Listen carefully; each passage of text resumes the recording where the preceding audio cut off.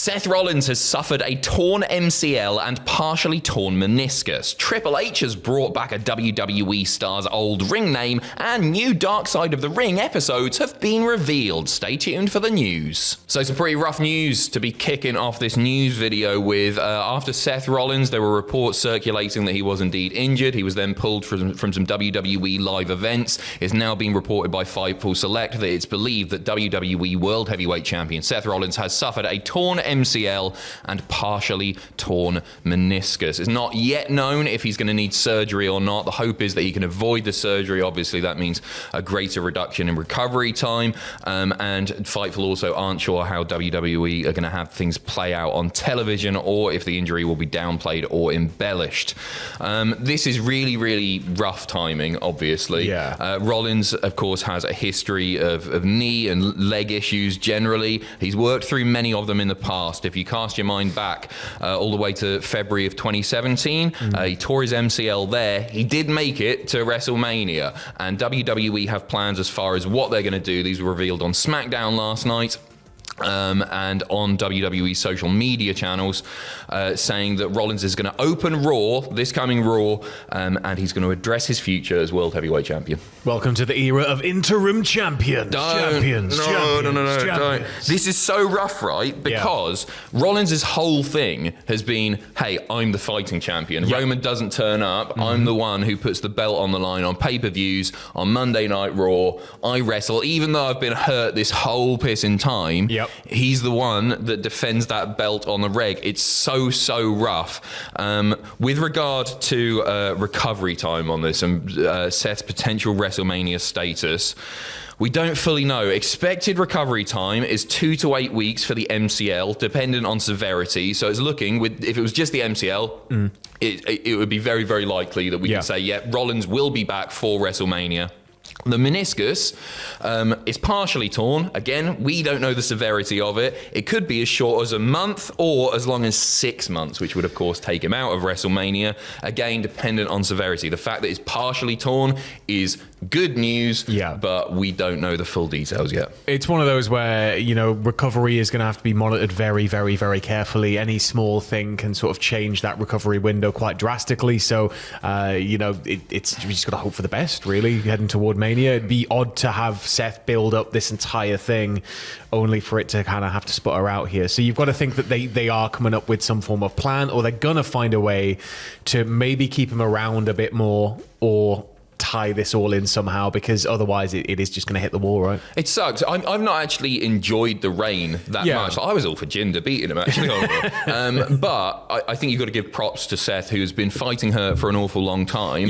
Even though to me it hasn't been like an all-timer of a reign, it has been good because Seth has been defending the belt when we've had a world champion who isn't defending the belt, and that's been the whole gimmick, right? So it really, really sucks that this has happened at this time. I think there are a few options here. There are a lot of moving parts, and it's totally dependent on Seth being cleared by WrestleMania. So first of all, Seth, I don't think should vacate the belt. Right. I think, but if they want to take the belt off him, if they're unsure on his WrestleMania status, then I think you have it, come out on Monday, come out on Raw and go, listen, I'm not vacating this belt. Right. I'm a fighting champion. Then have Damian Priest cash in, take the belt off him, protect Seth that way, make it look like he still wants to go. But if they're unsure if he can go, then that's an easy way to get the belt off him while making Seth look good. And then perhaps at WrestleMania, I don't know if this is a main event as such, but you could then do Priest versus Balor, right? Which I think would be really nice. Babyface Priest versus Balor. I think could work. For me, I could see it going a slightly different way, but as well, where he just holds on to it and it becomes a hypocritical reign. Given that that's tough, isn't it? It's tough because you don't really want two of them to be bad, but I think that's one thing that could possibly come out of it as well. The good thing about this is, we're all looking forward to the inevitable CM Punk match. That doesn't really need a title. No. I think maybe to main event a night of WrestleMania, probably it does need a title, but you can still do that match without the belt, so that's good. And if Seth isn't available for WrestleMania, Punk has beef with Drew McIntyre. So we can kind of... Which is, again, not a headliner match. No, but it's it certainly up there on the card. So that's really, really good. It just really, really sucks, doesn't it? I really hope that it's not as bad. If there's anybody who can be back by WrestleMania, it's Seth freaking Rollins. I think he'll be back.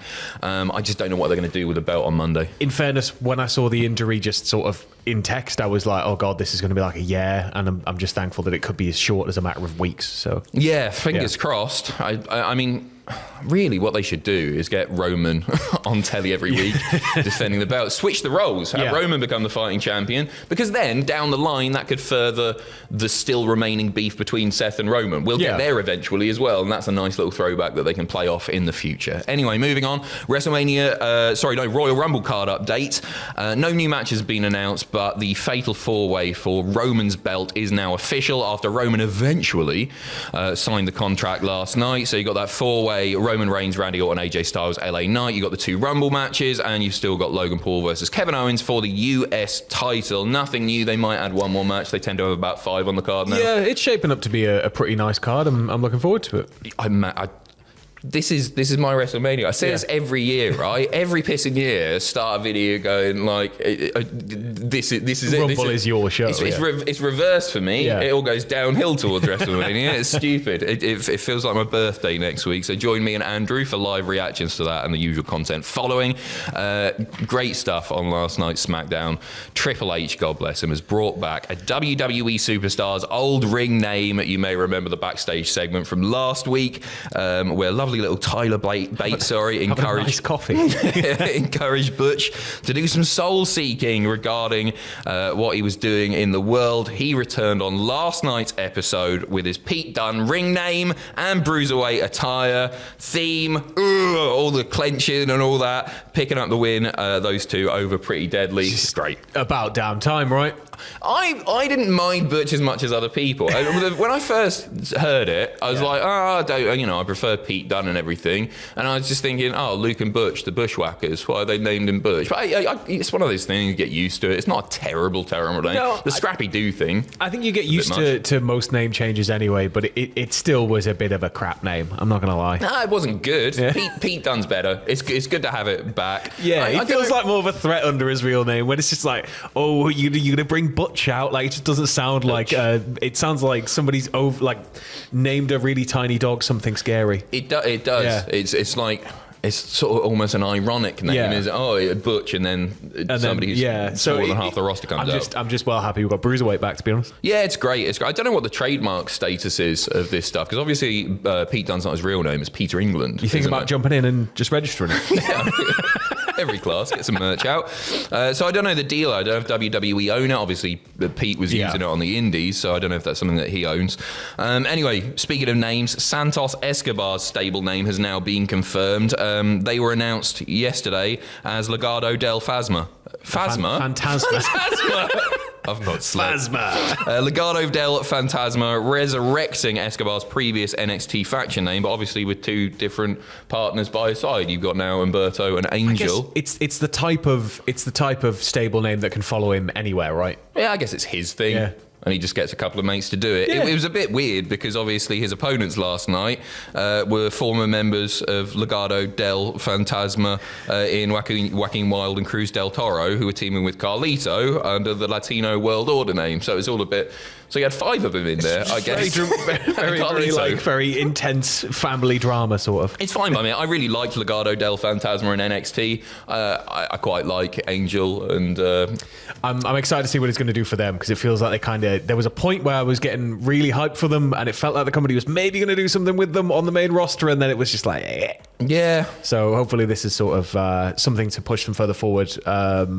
Humberto, I see as sort of the one who people would less expect to kind of break out eventually, but Garza, I think, is just waiting for that big moment, right? I agree. Yeah. I mean, they're 2 really, really talented wrestlers, Angel and Humberto. From amazing wrestling families as well. Yeah, for sure. And Berto's face just winds me up. His little baby face. His dimples. It winds you up. I can't get behind him. You know when you see something, everybody does this. I don't always get crap for this. Everybody does this. You just see someone and you think, I'm not that keen. I don't like their face. I have no idea what you're on about. I walk around all day seeing nothing but beauty and happiness in the world. We are finishing off with a beautiful and happy story. It's Dark Side of the Ring. Some episodes have been revealed in the Wrestling Observer yesterday. We now know we're going to be getting episodes on Brutus Beefcake, Harley Race, Buff Bagwell, Kurt Angle, Chris Adams, which is the one I'm looking forward to the most, Sandman, and Black Saturday, which is, of course, when Vince McMahon purchased Georgia Championship Wrestling to get access to that TBS time slot all the way back in the mid-80s. Which you can watch and learn all about by watching our documentaries, The Golden Age of WWE. Yeah, look at that. They're free. Right now. They're on the channel right now. I mean, there's some really good ones there. There's nothing as, like... There's nothing massively due. I think the Chris Adams one's the one that I'm looking forward to. 'Cause I like the dark stuff. This is kind of going off what we already know about people in situations, though. So it could be something that isn't publicly known right now about some of these people. But Sandman in particular, you should speculate. Very excited for. Speculate on what's Harley Race I was speculating on maybe there's like some kind of story that was in their private life in terms of them. I get it's just sounding worse and worse. What I meant was like a positive story, maybe something that nobody really knew about. Dark side of the ring. Somebody coming back from like a really horrible addiction or something that maybe wasn't known. Oh, that's Kurt Angle. Well, yeah, but maybe somebody else in the group. Doesn't sound very dark for Dark Side of the Ring. I'm quite curious about Beefcake. Yeah, that's obviously the parasailing accident. Yeah, but is there more there? That's the kind of thing I'm thinking. I think he got hooked on painkillers or something, didn't he? Follow it. Anyway, we've actually gone into speculation now. I was pissing about. I was joking. What a pair of knobs. That whole bit. Yeah, right. Anyway, that's it from us for now. We'll be back with more news very, very shortly. Do us a favour on every video, but on this video specifically, obviously we've changed the news thumbnail. Yes. It would help us out if you can just like this video. If you're still watching now, give us a like spike, all that good stuff, just so we can get it to more people, because it's hard when you change something, which has been a staple of the channel for 3 odd years. You've got to like step back to go forward. Do us a favour, give us a like. Go on, we never ask for that, ever. Right, we'll see you in video 2 in a little bit. Take care. Bye-bye.